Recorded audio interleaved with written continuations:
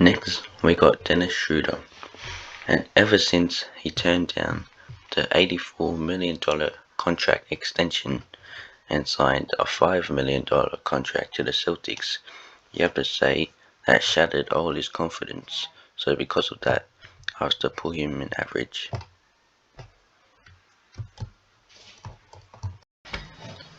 Next, we got Chris Paul, the point guard. It's pretty self-explanatory that he is an all-star caliber. He hasn't been as good as last year, but he's still playing really good. Next, we got Damian Lillard, and he hasn't gone off to a very good start, but he started firing up before suffering an abdominal injury. If this was a career tier list, no doubt he would be in superstar, but this is based off this season, and he's been average.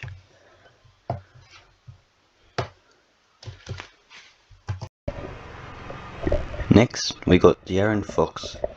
He's a very talented young player, but he's really disappointing this season. So because of that, I'm going to put him as average, because he's very similar to Dame. Next, we got DeJounte Murray, and I'm going to straight up put him in all-star caliber. If it wasn't about how popular the player is, he would definitely be in the all-star game. Next, we got Fred VanVleet. Fred is another no-brainer. He's definitely an all-star caliber player, but whether he is an all-star is another story. But for now, he's an all-star caliber. Next, we got Mike Conley, and I'm gonna be honest, I haven't watched any Jazz games this year, so I don't know how good him or Jordan Clarkson have been playing, so I'm gonna put them in have not watched. Next, we have Peyton Pritchard, and there's not much to expect from him. He's a backup point guard for Schroeder and a 26th pick, so it's pretty fair to put him in average. Next, we have LaMelo Ball, and I'm gonna straight up put him into all-star caliber, because if you have watched any Hornets game this year, you will know what I'm talking about. Continuing with the Hornets, I'm gonna put Terry Rozier in all-star caliber as well. Doesn't mean I think he's gonna be an all-star, but he's definitely playing like one. Next, we have Luka Doncic, and there's not really much to say other than he's a superstar. Hasn't really been playing that well this year, but we all know how good he is. And last, we have Kyle Lowry. If this was a couple years ago, I'd definitely put him in superstar, but this year he's really fell off, so I'm gonna put him in alright.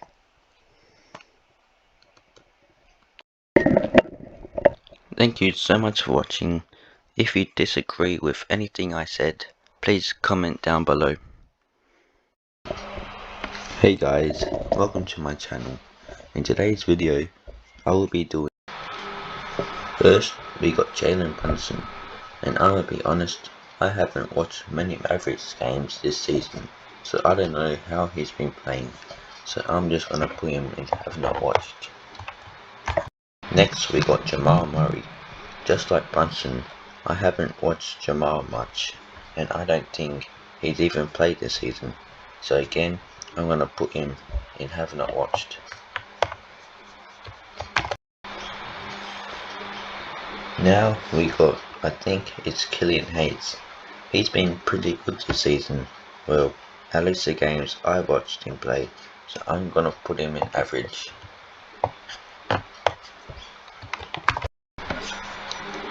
Next, we got the best shooter in NBA history, Steph Curry. There's not much to say here other than he's a superstar, and if you don't think otherwise, then you don't watch basketball.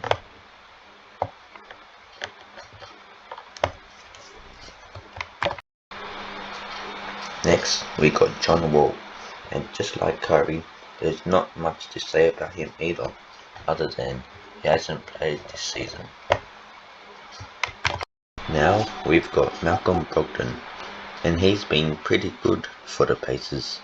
I haven't watched many Pacers games, but well, I've watched enough to say he's alright. Next, we got Reggie Jackson, one of my favourite players to watch. He's been averaging 17 points, 4 rebounds and 4 assists. So to me, that's pretty decent. So I'm gonna put him with Malcolm Brogdon in alright. Next, we got Pat Bev, the biggest pest in the league. He's really good on the defensive side of the ball, but on the offensive side, I'm not too sure. So for that, I'm gonna put him with Killian Hayes in average. Next, we got Russell Westbrook, and it feels so weird to put such a talented player in trash, but there's no other option to put him in. I've watched too many Lakers games to put him in have not watched, and he hasn't been good enough for average, so trash is the only place I can put him in. Next, we got Ja Morant, and this year he's been balling. He's definitely All-Star caliber, but I'm debating whether to put him in Superstar or All-Star caliber. I'm gonna put him in All-Star caliber just because he ain't on the same level as Curry. Next, we got Lonzo Ball. This is a tricky one because I think he's missed more games with either an injury or the league's health and safety protocols than he's played. So because of that, I have to automatically put him in average with Pat Beverly and Killian Hayes.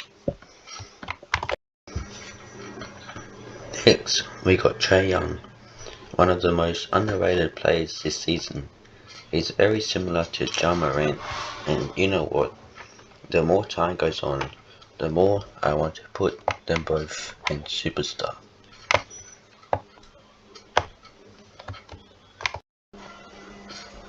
Next, we got Jrue Holiday, and again, I haven't really seen him play. He's missed most of the Bucks games that I've watched, so I can't really put him in trash because he's probably playing good, and I haven't watched him, so I can't put him in average, so I'm just gonna have to put him in have not watched. Next, we have D'Angelo Russell from the Timberwolves again. He's been playing well for them, so I'll put him in alright. He's not an all-star, and he's better than average.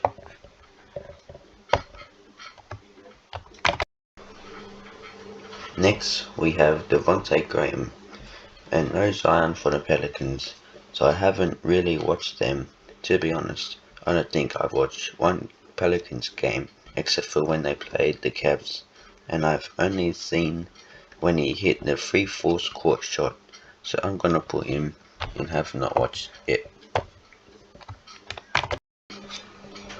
Next, we got Derrick Rose, and a lot of people are calling him washed or past his prime, but I think he's still playing really well, and because this is my list, I'm gonna put him in All-Star caliber.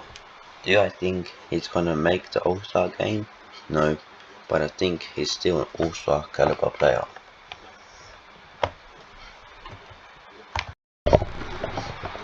Next, we got Shea, having a great season, but having Lou Dort, James Baisley and Josh Giddey around him will definitely help take the pressure off him. With them, he doesn't have to have the mentality to score every possession, but he's definitely an all-star caliber player.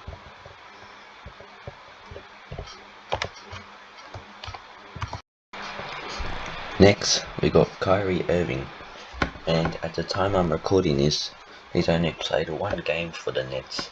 That was an 8-point win against the Pacers. Now, I can't say a lot of one game, but he did make the team look good. He wasn't good himself, but he did make the team look good. So I'm just gonna put him in have not watched. Next, we got Darius Garland, and I'm gonna try not to be a biased Cavs fan, but he's been one of the best point guards in the game, so I'm gonna put him in All-Star caliber. Next, we got Ben Simmons, and there's not really much to say other than he's a dumbass, and I'm gonna put him in have not played. Next, we got Ricky Rubio, and again, I'm gonna try not to be biased. He was going really well before he got a season-ending injury, so I would put him in alright, but since he won't play again this season, I'm gonna put him in average. Next, we got Kemba Walker. Now Kemba's a hard one, because a couple of weeks ago, he got dropped from the rotation, somehow found his way back in, and now he's been killing it. So I'm not sure whether to put him in All-Star caliber or alright. I think I'll put him in All-Star caliber because he's been playing really well since he's come back. Next, we got Cole Anthony. And coming into this season, no one really thought he was going to be that good. And he's had a couple games where he's been really good. So for that, I'm going to put him in alright.